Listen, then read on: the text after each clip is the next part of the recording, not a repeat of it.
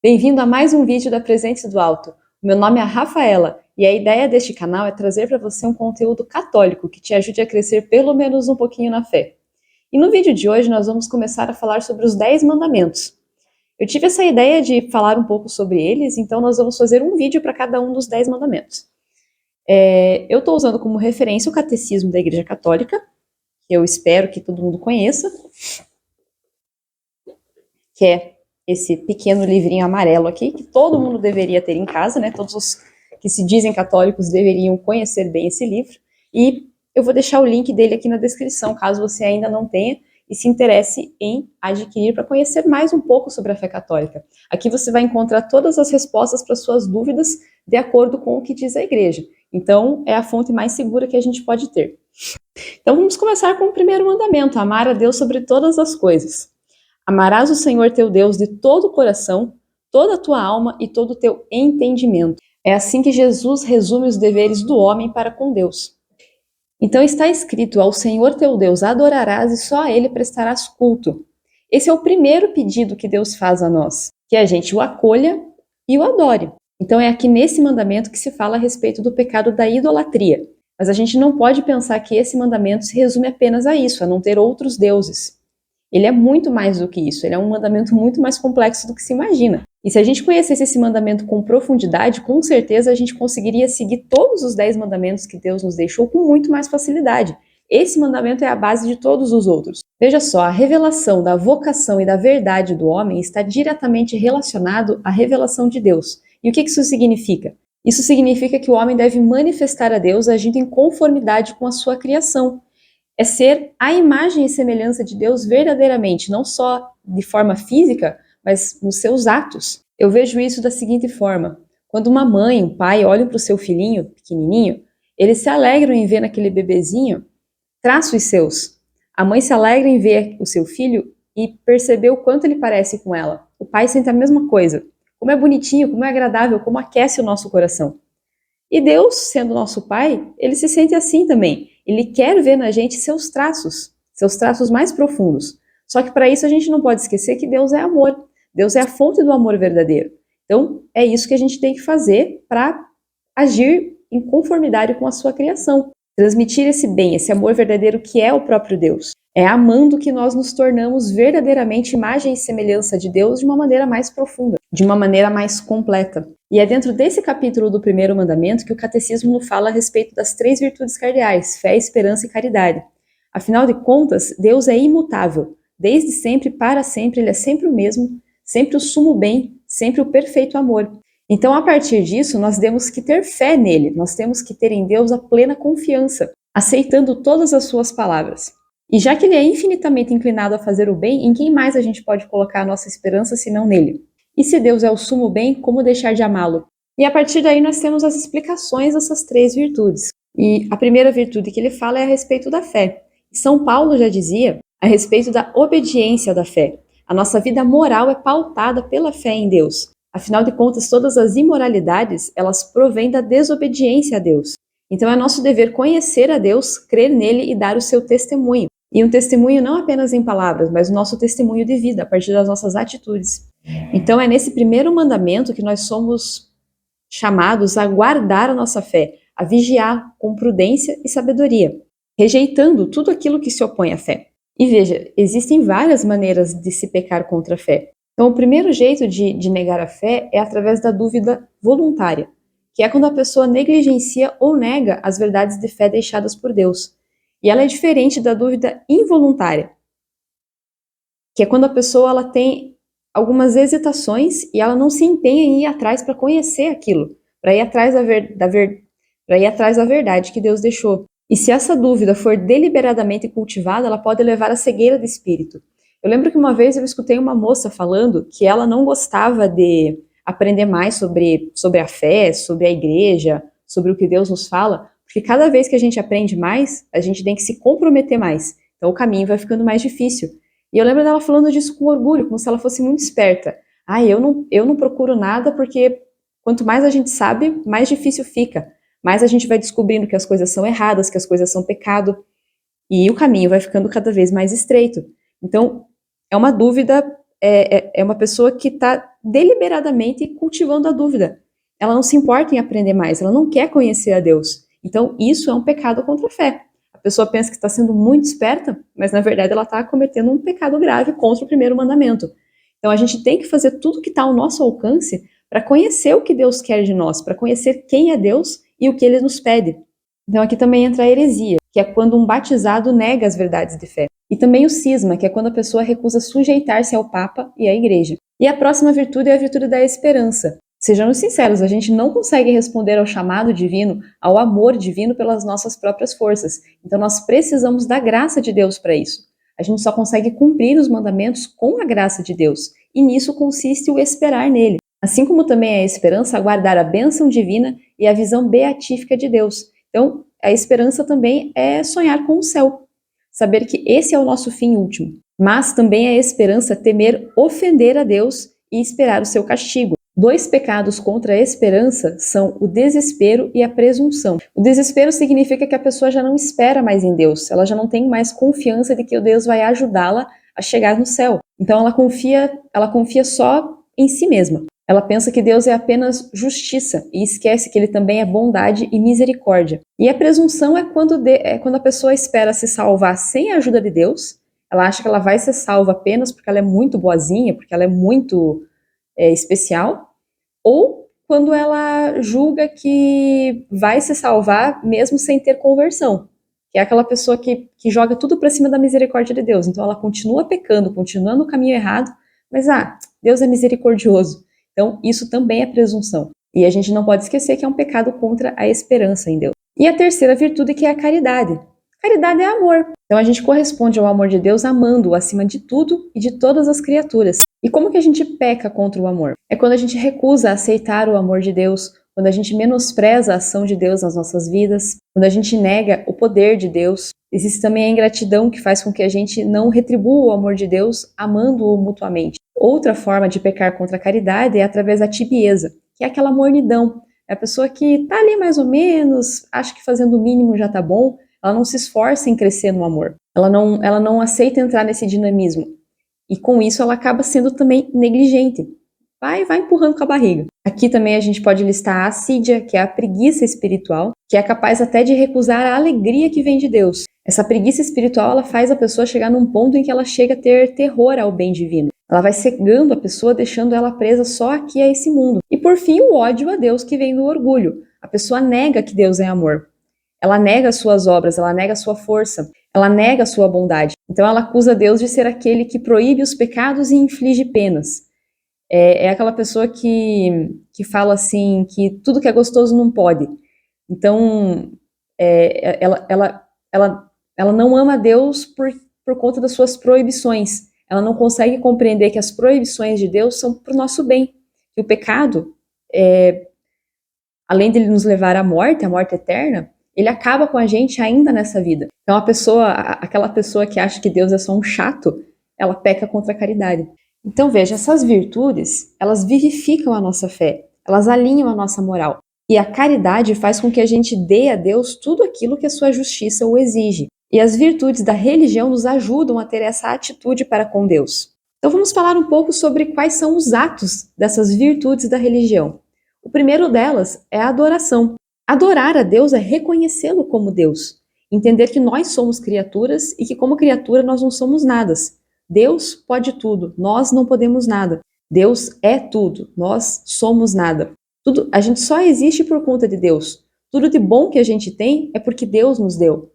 É como Maria, que reconhece a grandeza de Deus no seu cântico do Magnífica. Ela o louva, ela o exalta e humilha a si mesmo, lembrando de qual é o seu lugar. Ela confessa que o seu nome é santo e que ele fez por ela grandes coisas. Então a adoração, ela liberta o homem de ficar preso em si mesmo. Ela tira do homem a escravidão do pecado e a cegueira que o mundo nos causa. E o próximo ato de virtude da religião é a oração, que é a conversa com Deus. É aqui que a gente vai cumprir essas virtudes da fé, esperança e caridade. A gente vai conversar com Deus, vai pedir para Ele forças para se manter firme no seu caminho, vai pedir para Ele forças para conseguir amá-lo como devemos, né? Porque sem a oração, sem essa conversa, a gente não consegue ter essa força toda que vem de Deus. e não consegue colocar em prática essas virtudes. Então é como Jesus fala lá em Lucas, é preciso orar sempre sem jamais esmorecer. O próximo ato de virtude da religião é o sacrifício. A gente não pode esquecer que o único sacrifício perfeito é o sacrifício de Jesus na cruz. Mas a gente pode unir as nossas dores junto às dores dele. Então a gente pode oferecer os nossos sofrimentos a Deus. Deus nos fala que para ele o melhor sacrifício é um coração contrito. Então o que isso significa? É quando a gente realmente tem o nosso coração voltado a Deus. Quando a gente não esquece da nossa pequenez e não esquece da grandeza de Deus. E a gente vai oferecendo as nossas dores para unir ao sacrifício de Cristo na cruz e assim formar uma verdadeira comunhão com Ele. Afinal de contas, se Cristo veio ao mundo para sofrer por nós, por que a gente não pode sofrer? Hoje em dia, mais do que nunca, as pessoas fogem do sacrifício, de qualquer tipo de sacrifício. Então, é disso que se trata também o coração contrito, de saber aceitar o sofrimento que nos vem, os sofrimentos que Deus nos manda. Esse é o verdadeiro sacrifício. É utilizar os sofrimentos que nos vêm para que a gente não se esqueça que somos criaturas. Que se Deus veio para sofrer por nós, nós não somos mais do que Ele, muito pelo contrário. Então isso faz com que os nossos sacrifícios sejam oferecidos com amor. Afinal de contas, se a gente fizer um sacrifício pelo sacrifício, isso vira vaidade, que é o que Jesus tanto combateu lá nos evangelhos, né? Ele falava que ele não queria sacrifício, ele queria misericórdia, porque as pessoas estavam só fazendo sacrifício pelo sacrifício, muitas vezes para aparecer. Então, o sacrifício ele deve gerar em nós mudança e ele deve ser feito por amor a Deus e também por amor ao próximo. E a outra maneira de se ter a virtude da religião é através do cumprimento dos votos e promessas. Então, em várias circunstâncias, o cristão ele é convidado a fazer promessas a Deus, no batismo, na crisma, no matrimônio, na ordenação. Então, é um sinal de respeito a Deus e a sua majestade divina a gente cumprir esses votos. Ou mesmo quando a gente faz alguma promessa à parte. Então, veja, a gente promete a Deus uma boa obra. A gente tem a obrigação de dar a Deus aquilo que lhe foi consagrado. Às vezes acontece da gente fazer uma promessa e não conseguir cumprir. Então, o adequado é que a gente se arrependa e confesse a respeito disso, não ficar pensando, vendo isso como uma coisa menor. Não, a gente precisa pedir perdão a Deus por não ter conseguido manter a sua palavra com Ele. E a respeito dos sacramentos, né, batismo, matrimônio, são votos muito sérios, muito importantes que selam esses sacramentos com Deus, né? Eu acho que um bom exemplo que a gente consegue dar é sobre o matrimônio. Existem aquelas promessas que a gente faz no altar, né? Que vai ser fiel na alegria, na tristeza, na saúde, na doença, que vai educar os filhos de acordo com o que a igreja manda. Quanta gente que chega no altar do Senhor sabendo que não vai cumprir isso. Ela quer a bênção de Deus para aquela união, mas ela sabe que ela não vai querer criar os filhos de acordo com o que manda a Igreja Católica, que foi onde ela foi lá pedir a bênção do Senhor, né? Então é um escárnio com Deus. Você vai fazer uma promessa para Deus que você já sabe que não vai cumprir? Ou você faz uma promessa para Deus e não se esforça para cumprir? É disso que se trata o cumprimento dos votos e promessas. É ter palavra com Deus. É não esquecer, mais uma vez, é não esquecer quem Ele é e quem nós somos. Então a gente precisa ter fidelidade às promessas que fizemos com Deus, porque Ele é fiel conosco. Existem situações muito específicas em que a igreja pode dispensar a pessoa de um voto ou de uma promessa.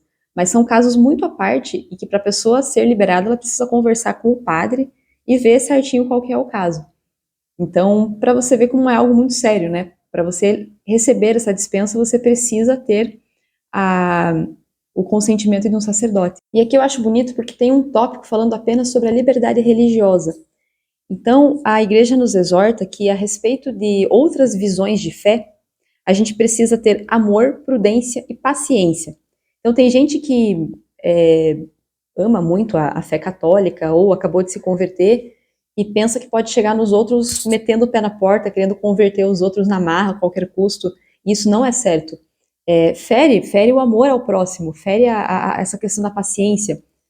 Isso definitivamente não é certo, não é adequado. A igreja, de forma alguma, aconselha que a gente faça isso. Porém, ela deixa bem claro que a gente deve ter prudência. Então, cuidar com o que a gente ouve, com o que a gente estuda, com as conversas que a gente tem, para que a gente não se deixe levar por mentiras de fé, por doutrinas erradas. Mas para a gente estar protegido disso, para a gente estar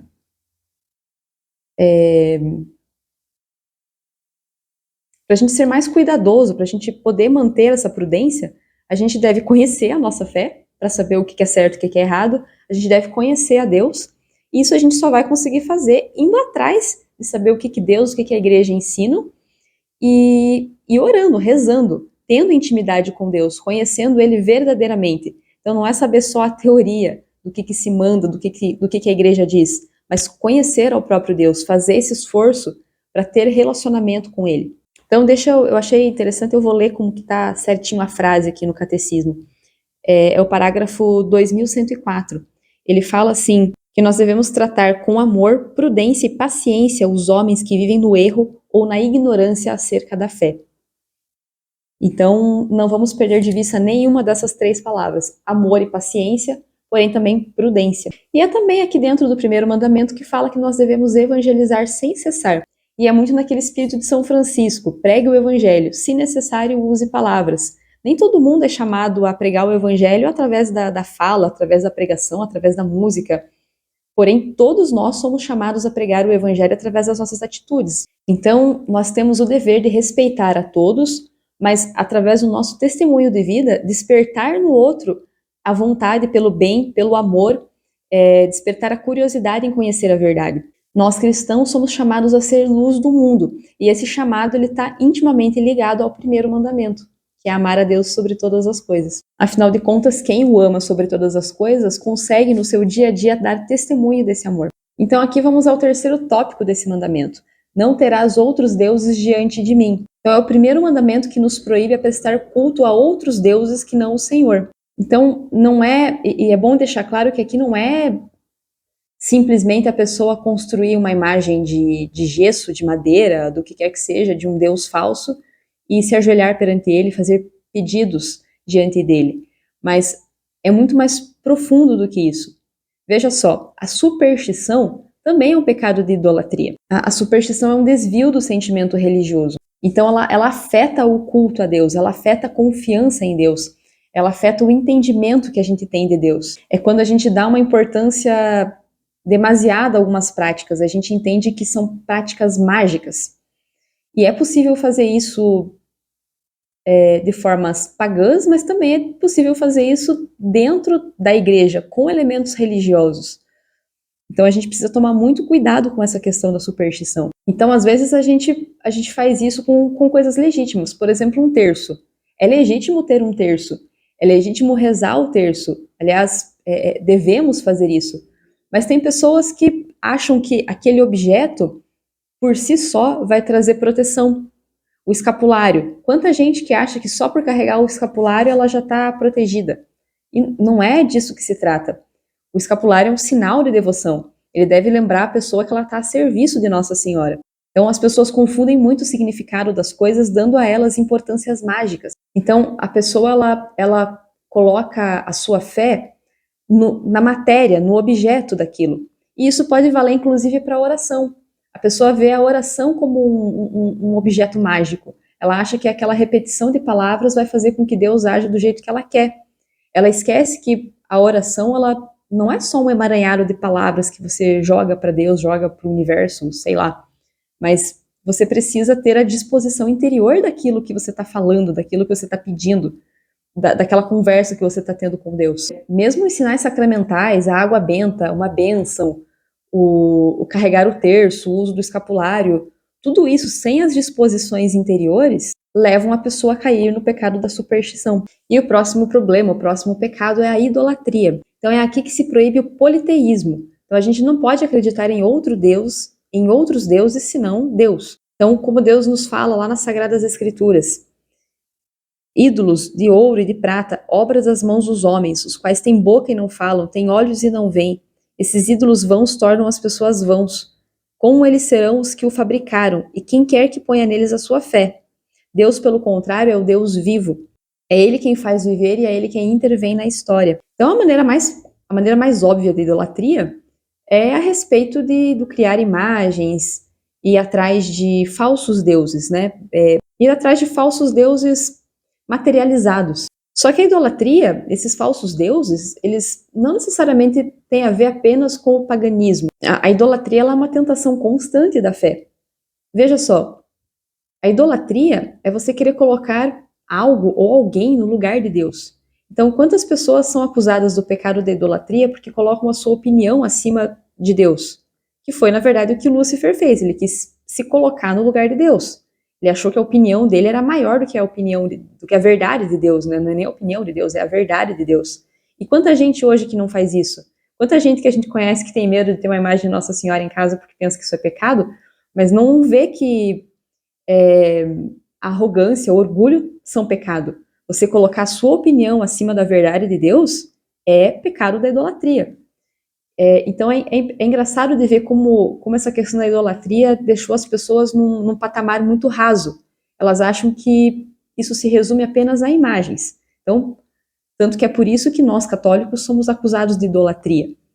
Quando, na verdade, o que a gente tem são respeito pelas imagens, né?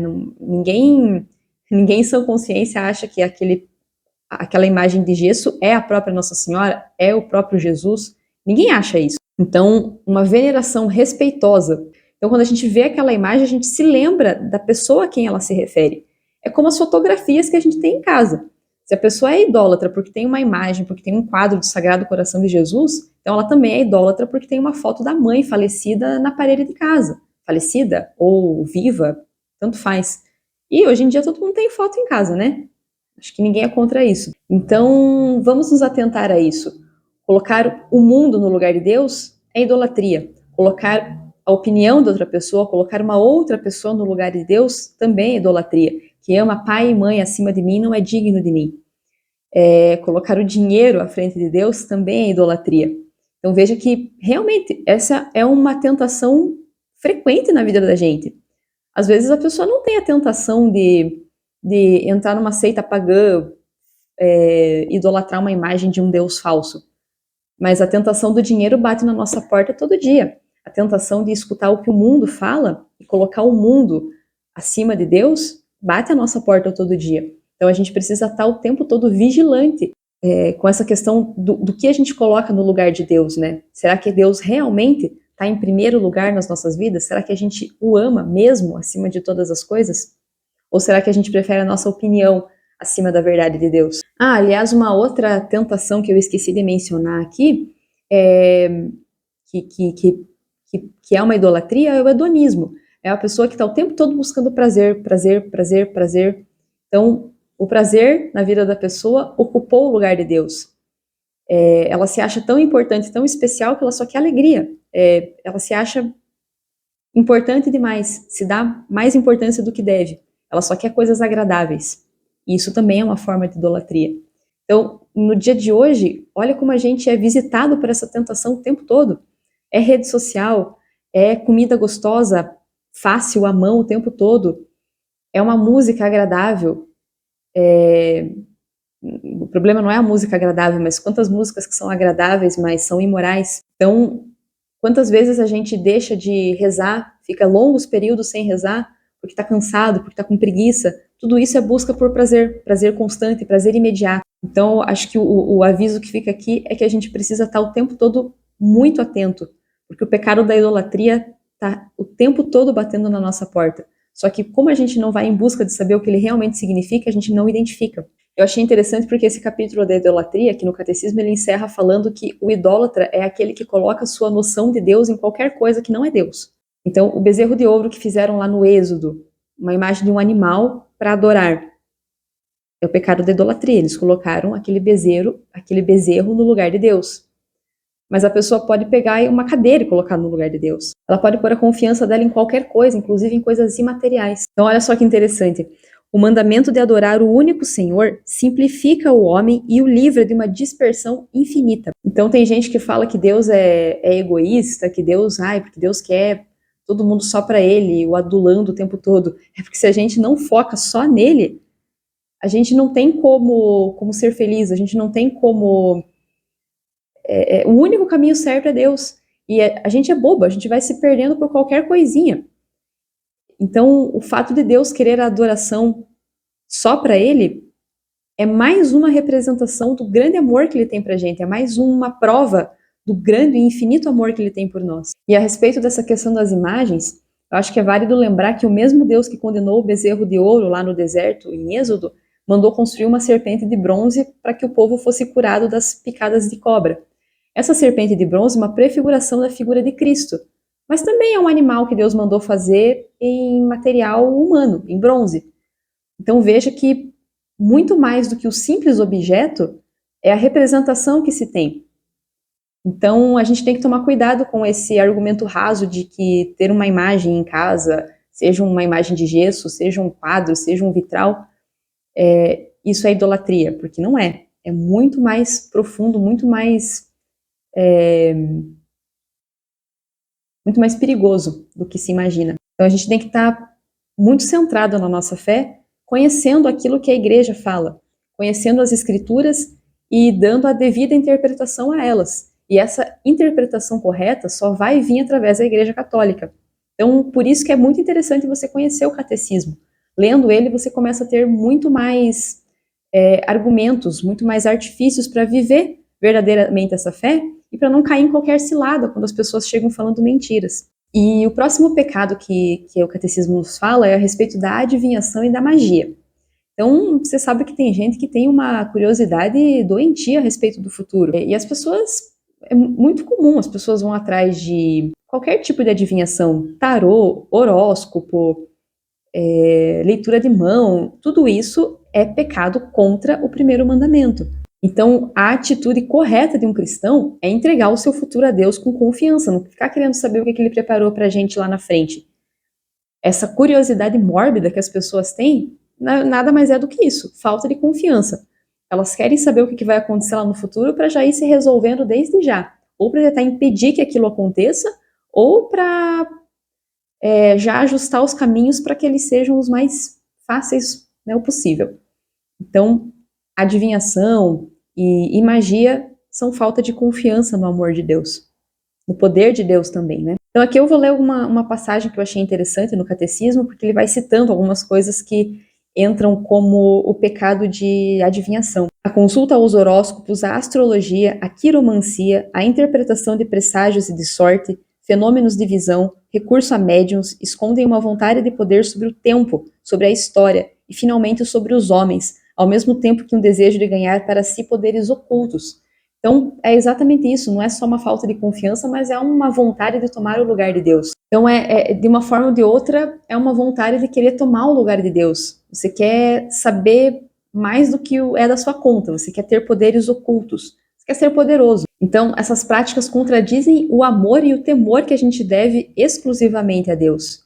Então, o que eu posso dizer para você é fuja de tudo isso. E aqui também a gente tem que prestar atenção, porque também na Bíblia, Deus manda visões aos seus profetas. Mas aí é uma coisa diferente. Não é a pessoa que está indo atrás de saber. É Deus que está mandando aquela visão. É uma situação completamente... não tem nada a ver com essas superstições de adivinhação. Então tenha sempre em vista essa questão da prudência. E fique longe desse tipo de coisa. Porque hoje em dia a mídia, o mundo, fazem parecer que são coisas bobinhas, são coisas simples, são coisas da moda. Como está na moda o horóscopo hoje em dia, né? Faz muito tempo que isso está na moda, mas tem alguns períodos que parece que fica mais em alta. Tome cuidado com isso, fuja de tudo isso, não queira saber dessas coisas. Não se esqueça que isso ofende a Deus e fere logo o primeiro mandamento. E a prática de magia, de feitiçaria, significa que a pessoa quer domesticar poderes ocultos. Como está comum a gente ver nos postes na rua, aquelas mensagens de amarração do amor, isso é feitiçaria, é a pessoa querer colocar o outro no seu poder. Então, ela não entrega o outro na mão de Deus, ela não entrega a sua vida, a sua história, o tempo na mão de Deus. Ela quer ter o controle disso tudo. Ela está em busca de ter poder, ela quer ter um poder sobrenatural. Isso não é só... a gente até acha engraçado nessa questão de amarração do amor. Mas quando a pessoa vai em busca de fazer um trabalho, fazer uma magia, uma feitiçaria para coisas que aparentemente são boas, como, por exemplo, para ir atrás de um emprego, para ir atrás de saúde, também é feitiçaria. Também é mexer com o ocultismo. Então, também está errado, também é pecado contra o primeiro mandamento. E aqui, nesse pecado, entra também o uso de amuletos. Então, talvez seja a hora de você fazer uma limpa aí na sua casa, ver o que não condiz com a fé católica, né? E fazer uma limpa, porque tudo isso fere o mandamento que nos manda amar a Deus sobre todas as coisas. Amuleto também significa que a gente está querendo domesticar poderes ocultos. Significa que a gente também está querendo ter um poder que não nos compete. E aqui a minha dica pessoal é, se você está na dúvida se é ou não um amuleto, se é ou não uma prática supersticiosa, se é ou não uma prática oculta, desfaça, fuja, não pague para ver. E por último, nós temos o pecado da irreligião, que é quando a pessoa tenta a Deus, seja em palavras ou em gestos. Aqui entra também os sacrilégios e a simonia. Então, e o que é tentar a Deus? É quando a gente tenta pôr à prova a Deus. É quando a gente duvida do seu amor, duvida do seu poder e tenta provar isso. Quando a gente desafia a Deus. O sacrilégio, que consiste em profanar objetos, lugares sagrados, pessoas consagradas, ou até mesmo os próprios sacramentos. Então, é um desrespeito ao sagrado. E aqui também entra a simonia, que é o querer comprar o poder de Deus. Por que simonia? Simonia se refere a Simão o Mago, que lá em Atos dos Apóstolos conta que era um feiticeiro que, quando viu os apóstolos agindo em nome do Espírito Santo, chamou eles num canto para tentar comprar o poder do Espírito Santo. Então a simonia é isso, é você tentar comprar ou vender poderes espirituais. E por fim ele fala do ateísmo, que ele cita aqui como um dos mais graves problemas do nosso tempo. Então o ateísmo, ele comumente é uma forma de materialismo. Então a pessoa, ela está presa ao aqui e ao agora, ela está presa ao espaço e ao tempo, ela acha que não existe nada além disso. Tem também aquele ateísmo que diz que o homem é o seu próprio fim e o seu próprio meio, então nega a existência de Deus. Então o ateísmo, ele faz com que a pessoa negue toda a dependência de Deus. Ele acha que o homem dá conta de tudo sozinho. E aqui ele também deixa claro que esse é um pecado que varia em sua intensidade e gravidade, porque depende muito da intenção e das circunstâncias.